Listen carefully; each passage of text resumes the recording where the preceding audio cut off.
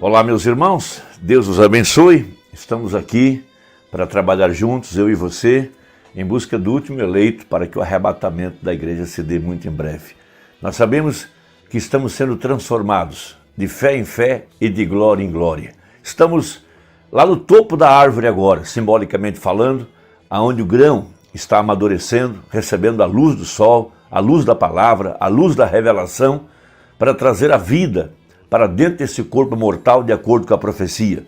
Nós seríamos vivificados, esse corpo mortal, pelo mesmo Espírito que ressuscitou a Jesus dentre os mortos. Porquanto a igreja, ela está em Cristo, pelo batismo com o Espírito Santo. Nós somos as primícias da ressurreição. Então veja, a igreja que estaria viva, ela seria a primeira a receber esse poder vivificador para colocá-la em ordem na plataforma para o arrebatamento. Enquanto nossa fé cresce, enquanto que o poder vivificador nos vivifica para a mensagem da hora, para viver a mensagem do dia, a mensagem de Malaquias 4, a mensagem de Apocalipse 10:7, que é a mesma mensagem, veja, nos vivificando para a hora do arrebatamento. O despertamento da igreja é o mistério da sua segunda vinda, dos 7 trovões. Veja, é algo secreto, o mundo não me verá mais, disse ele. Então em Mateus 25, veja, uma mensagem fazendo com que a igreja olhasse para cima. Olhai para cima, diz a palavra. Veja, ali vem agora o esposo, Jesus Cristo, o Espírito Santo, para tabernaculizar, entrar para dentro do seu corpo, que é a igreja. Portanto, a igreja é o corpo vivo de nosso Senhor Jesus Cristo. Agora, para esta vinda física de Jesus Cristo, através do seu corpo, que é a igreja, porque marido e mulher são um só, no Senhor. Veja, grande esse mistério, disse o apóstolo São Paulo. Então, a vida vindo para dentro do corpo, veja, é uma prova evidente da hora do arrebatamento, vivificando nossos corpos mortais, trazendo em obediência a palavra para esta hora. Então, nós estamos aqui trabalhando por esta fé preciosa, por esta fé apostólica, e que o Senhor Jesus conceda essa graça bendita aos nossos corações. Nós sabemos que estamos na hora final, as pragas já estão caindo sobre a humanidade. Veja, a mulher que o profeta viu na sua visão, com a roupa púrpura, já está no poder. Nós vemos a condição climática, vários vulcões estão em erupção, vários terremotos na última semana. Veja, a crise econômica, foram soltos 200 milhões de demônios sobre a humanidade. Veja, as pragas já estão caindo. Veja, o governo mentindo para a população, colocando pressão, medo, causando caos, a desorganização. São esses demônios que foram soltos. Veja, milhões de pessoas estão sendo mortas injustamente por conta de questões políticas, de mentiras, e aí vai. Porém, esta é a profecia para este dia do fim, para este dia final, melhor dizendo, e nós estamos aqui, momentos antes, veja, de nossa partida. Os mortos em Cristo ressuscitarão primeiro, nós os vivos seremos transformados. Veja, nessa vinda secreta do ministério do Filho do Homem, Jesus disse que assim como foi nos dias de Noé, assim como foi nos dias de Ló, assim seria nos dias da vinda do Filho do Homem. Veja, quem é o Filho do Homem? Jesus Cristo, ele mesmo, agora através do seu corpo, que é a igreja, porque Deus fez o homem para morar no homem. A razão da morte no Calvário, veja, a razão de tirar todo o fermento do nosso meio, celebrar esta festa com pães asmos. Veja, a igreja reunindo-se ao redor do trigo maduro, Pentecostes, ela sendo convocada pela trombeta de Apocalipse 10:7, para o dia da expiação, reconhecendo o nosso Redentor. Veja, hoje, fazendo festa ao redor da palavra madura, da palavra revelada, comendo essas porções doces, enquanto estamos sendo transformados nesta festa dos tabernáculos, indo para o milênio glorioso. Veja, essa é a hora maravilhosa em que nós estamos vivendo nesta hora. Para nós maravilhosa, mas para o mundo terrível, porque estamos a um passo da grande tribulação. A Virgem Nécia, por não captar o mistério da vinda do Filho do Homem, de acordo com Mateus 25, está indo para a grande tribulação por estar fora do sangue, por não crer em toda a palavra. Mas a verdadeira igreja, a Virgem prudente, com a fé em seu coração restaurada pela mensagem de Malaquias 4, crendo em cada palavra para esta hora, porque A verdadeira igreja, simbolicamente, está lá agora no topo da árvore, sendo amadurecida pela revelação, pela luz da palavra. Deus é luz. A palavra manifestada, ela é luz para esse dia. E nós estamos celebrando a grande verdade de Hebreus 13:8. Jesus Cristo é o mesmo ontem, hoje e eternamente. Veja, se os escribas procurassem o nome Jesus, o nome literal de Jesus no Velho Testamento, eles nunca iriam encontrar. Mas veja, Jesus disse: examinai as Escrituras, porque elas testificam de mim. Ele estava revelado em todos os símbolos, por exemplo, no cordeiro, nos pães da proposição, no sumo sacerdote, na rocha que seguia Israel, na água que saiu da rocha, o maná. Ele estava nos profetas, ele estava nos salmos, ele estava na lei, ele estava por toda parte. E ele estava ali manifestado em forma de símbolo e em forma de mistério nas vidas das pessoas. Ele era José, ele era Davi, ele era Moisés, ele era Abraão, ele era Isaac, ele era o filho da promessa. Por toda a Bíblia, ele era o mesmo ontem, hoje e eternamente. Veja, ele se manifestou da mesma forma aqui no tempo do fim, através do seu corpo, que é a igreja, porque ele deu uns para profetas, outros para apóstolos, pastores, evangelistas, mestres, por todo o corpo da igreja, por toda a área de administração, a área de misericórdia, as irmãs, os músicos, os cantores, tudo isso formando o corpo literal de Jesus Cristo. Então ele vem agora para tabernaculizar, nessa descida secreta de Apocalipse 10, o anjo forte, o Espírito Santo.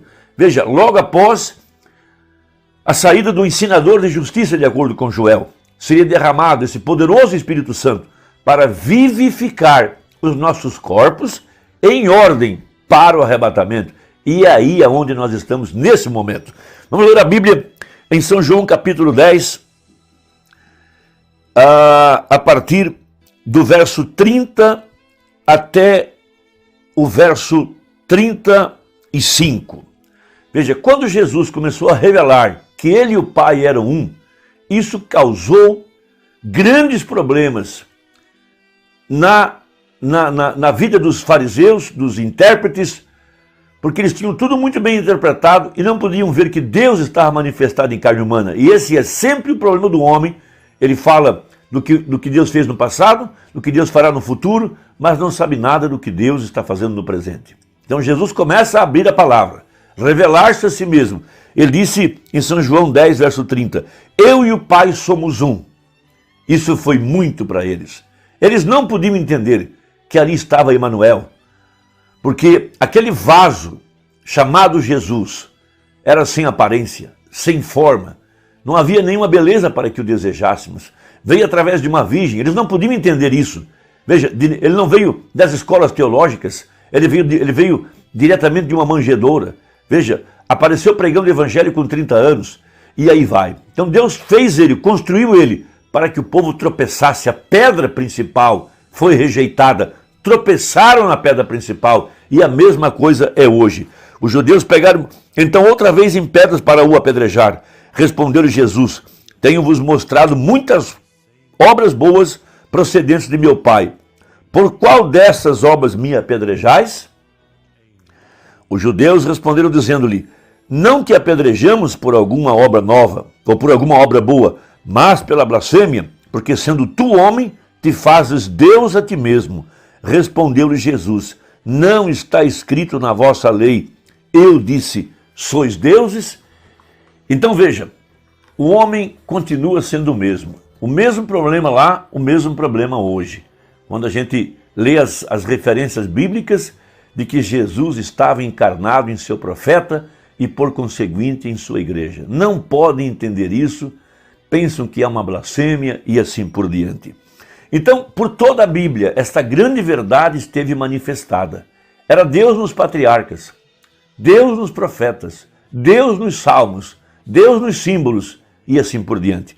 Na mensagem, Cristo é revelado em sua própria palavra, a partir do parágrafo 123, o profeta Mombrana, falando desse grande mistério, ele disse, note, você sabe, somente no Velho Testamento, mais de 2000 vezes, aqueles profetas disseram, assim diz o Senhor. Agora, Se um homem diz assim, diz o Senhor, não é o homem falando. Se fosse ele não seria um profeta, ele seria um hipócrita, porque isso nunca aconteceria. Veja, quando o homem dizia, assim diz o Senhor, ele estava dizendo abertamente que não era ele falando, era Deus falando através dele. Então, uma chance em 10.000 vezes, talvez, adivinho. Mas se é o assim diz o Senhor disse aquilo. Se eu dissesse, assim diz Orman Neville, o meu irmão dissesse, assim diz o Senhor, etc. Se eu dissesse assim, diz o irmão veio. Veja, aqui em alguns desses outros irmãos, qualquer um de vocês, eu estaria falando o que você disse. Se eu sou fiel, eu estou dizendo exatamente o que você disse. E estes homens, sendo profetas, disseram, não sou eu não tenho nada a ver com isso, mas é o assim diz o Senhor. Então a Bíblia é o assim diz o Senhor. Aqueles profetas foram chamados de deuses. Observem, eles tomaram o Espírito de Cristo sobre si mesmos e previram os eventos que aconteceriam. Falando a respeito de prever, eles disseram o que aconteceria lá embaixo através das eras, enquanto eles se estabeleceram. Firmaram, deixaram e andaram com o Espírito de Cristo sobre si de tal maneira que agiram como Cristo. E os leitores leriam isso e pensariam que os profetas estavam falando deles mesmos.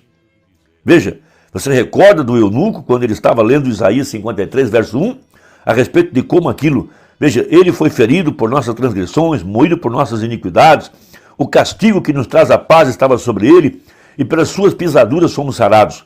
O eunuco disse a Filipe, de quem está o profeta falando? Dele mesmo ou de algum outro homem? O profeta falou como se fosse ele mesmo. Por isso Davi disse, Deus meu, por que me desamparaste? Veja, o Espírito do Senhor é sobre mim, diziam os profetas. Veja Davi, chorando no Espírito, Deus meu, por que me desamparaste? Quebraram os meus ossos, os meus, veja, Davi falando. Traspassaram meus pés e minhas mãos, veja, Davi. Eles traspassaram meus pés e minhas mãos, porém tu não deixarás a minha alma no inferno, nem mesmo deixará que o teu santo veja a corrupção. Veja, embora Davi estivesse falando dele mesmo ser santo, isto era o filho de Davi. Aquela germinada semente espiritual vindo por ali. Embora Davi ele mesmo fosse um cardo, mas ali dentro havia um grão de trigo. Você compreendeu? Então toda a Bíblia não é a palavra de homem. Ela nem mesmo foi escrita por homem, trazida por homem, ou nem mesmo ela pode ser revelada por homem. É a palavra de Deus revelada por ele próprio, o seu próprio intérprete, Cristo revelando a si mesmo em suas próprias palavras. Então, por toda a Bíblia, esse é o grande mistério, que Deus e o homem são um, de acordo com Gênesis, onde Deus disse, façamos o homem a nossa imagem e semelhança. Ali estava Jesus Cristo, o segundo Adão, e aqui está agora o seu corpo, a igreja, manifestando o mesmo Jesus Cristo, o mesmo ontem, hoje e eternamente. Então Cristo está revelado em sua própria palavra. Trabalhemos juntos. Envie essa mensagem a alguém que você pode ajudar e até a próxima, se Deus quiser, em nome de Jesus. Amém.